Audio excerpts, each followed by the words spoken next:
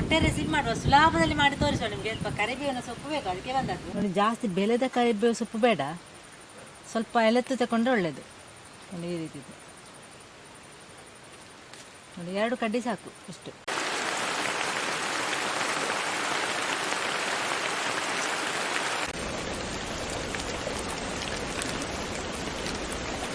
ಸ್ವಲ್ಪ ಮಸಾಲೆ ರೆಡಿ ಮಾಡುವ, ಜಾಸ್ತಿ ಬೇಡ.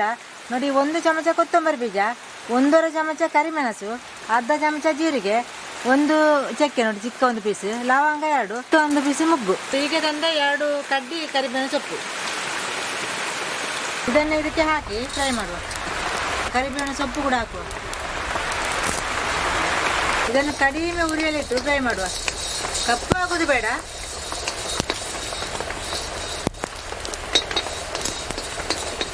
ಫ್ರೈ ಆದ ಸಾಕು, ತೆಗೆಯುವ.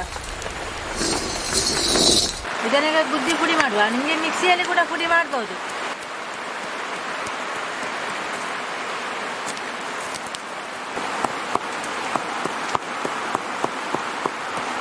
ಚಂದ ಮಾಡಿ ಪುಡಿ ಆಯ್ತು ನೋಡಿ, ಇಷ್ಟು ಸಾಕು. ನಿಮಗೆ ಮಿಕ್ಸಿಯಲ್ಲಿ ಕೂಡ ಪುಡಿ ಮಾಡ್ಬೋದು. ಅದೇ ಮನೆಯಲ್ಲಿ ವಾಪಸ್ ಇಟ್ಟಿದ್ದೇನೆ. ಸ್ವಲ್ಪ ತುಪ್ಪ ಹಾಕುವ, ಜಾಸ್ತಿ ಬೇಡ, 1 ಚಮಚ ಸಾಕು. ಇದನ್ನು ಮನೆಯಲ್ಲಿ ಮಾಡಿದ ತುಪ್ಪ ನೋಡಿ, ಇಷ್ಟು ಸಾಕು. ತುಪ್ಪ ಅಥವಾ ಎಣ್ಣೆ ಯಾವುದು ಕೂಡ ಹಾಕ್ಬೋದು. ಇದರಲ್ಲಿ 10 ಗೋಡಂಬಿ ಉಂಟು, ಇದನ್ನು ತುಪ್ಪದಲ್ಲಿ ಹುರ್ಕೊಳ್ಳುವ.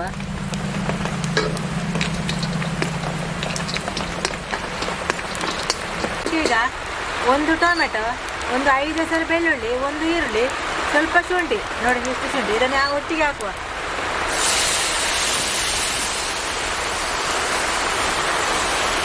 ಇದನ್ನು ಸ್ವಲ್ಪ ಸಾಫ್ಟ್ ಆಗೋವರೆಗೂ ಫ್ರೈ ಮಾಡಬೇಕು. ಮೆತ್ತಗೆ ಆಗಬೇಕು.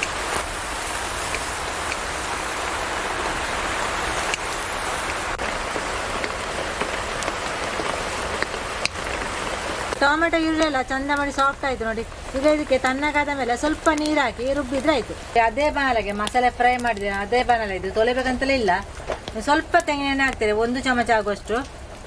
ನಿಮಗೆ ಯಾವುದು ಆಯಿಲ್ ಕೂಡ ಹಾಕ್ಬೋದು, ತುಪ್ಪ ಕೂಡ ಹಾಕ್ಬೋದು. ಈ ಎಣ್ಣೆಗೆ ಸ್ವಲ್ಪ ಸೋಂಪು ಹಾಕುವ, ಸ್ವಲ್ಪ ಸಾಕು. ಫ್ರೈ ಆಯ್ತಿದು. ಇದಕ್ಕೆ ಈಗ ರುಬ್ಬಿದ ಮಸಾಲ ಹಾಕುವ. ಸ್ವಲ್ಪ ನೀರು ಹಾಕುವ.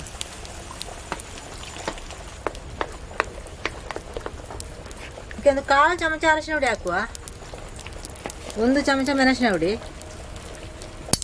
ರುಚಿಗೆ ಬೇಕಾದಷ್ಟು ಉಪ್ಪು ಕೂಡ ಹಾಕುವ.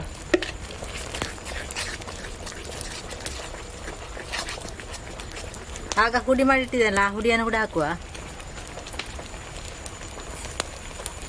ಎಲ್ಲ ಹುಡಿಯನ್ನು ಹಾಕಲಿಲ್ಲ, ಸ್ವಲ್ಪ ತೆಗೆದಿಟ್ಟಿದ್ದೇನೆ. ಅದು ಖಾರ ಉಂಟು, ಅದಕ್ಕೆ ಬೇಕಾಗಿ. ಖಾರ ಬೇಕಿದ್ರೆ ಜಾಸ್ತಿ ಹಾಕ್ಬೋದು, ಎಲ್ಲವನ್ನು ಕೂಡ ಹಾಕ್ಬೋದು. ನಮಗೆ ಸ್ವಲ್ಪ ಖಾರ ಕಡಿಮೆ, ಅದಕ್ಕೆ ಸ್ವಲ್ಪ ಹಾಕಿದ್ದು. ಈ ತೆಗೆದಿಟ್ಟ ಮಸಾಲ ಉಂಟಲ್ಲ, ಅದನ್ನು ತೆಗೆದಿಟ್ರೆ ಹಾಳಾಗೋದಿಲ್ಲ. ಒಂದು ಡಬ್ಬದಲ್ಲಿ ಹಾಕಿಟ್ರೆ ಇನ್ನೊಮ್ಮೆ ನಮಗೆ ಮೊಟ್ಟೆ ಪದಾರ್ಥ ಯಾವುದೋ ಕೂಡ ಹಾಕ್ಬೋದು. 5 ಮೊಟ್ಟೆ ತಂದೆ ನೋಡಿ. ಇದನ್ನು ತುಂಡು ಮಾಡಿ ನೋಡಿ, ಸ್ವಲ್ಪ ಈ ರೀತಿ ತುಂಡು ಮಾಡಿದ್ದೇನೆ ಮಧ್ಯದಲ್ಲಿ.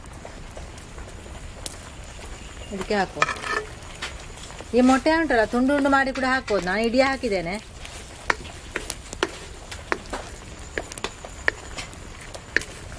ಮಸಾಲ ಕೂಡ ನಾವು ಫ್ರೈ ಮಾಡಿ ಹಾಕಿದ್ದಲ್ಲ, ಹಾಗೆ ಜಾಸ್ತಿ ಮಸಾಲ ಬೇಯಬೇಕಂತಲೇ ಇಲ್ಲ.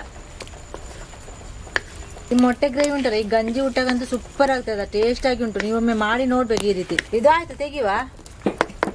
ಬಿಸಿ ಬಿಸಿ ಕುಚ್ಚಲಕ್ಕಿ ಗಂಜಿ ಮತ್ತೆ ಚಟ್ನಿ ಮತ್ತೆ ಮೊಟ್ಟೆ ಪದಾರ್ಥಕ್ಕೆ ಎಂತ ಇಲ್ಲ ಇದ್ರೆ ಈ ಮಳೆಗಾಲದಲ್ಲಿ ಈ ರೀತಿ ಮಾಡಿ ನೋಡಿ. ಮೊಟ್ಟೆ ಪದಾರ್ಥ, ಈ ಗಂಜಿ, ಈ ಮೊಟ್ಟೆ ಪದಾರ್ಥ ಇಷ್ಟಿದ್ರೆ ಸಾಕು.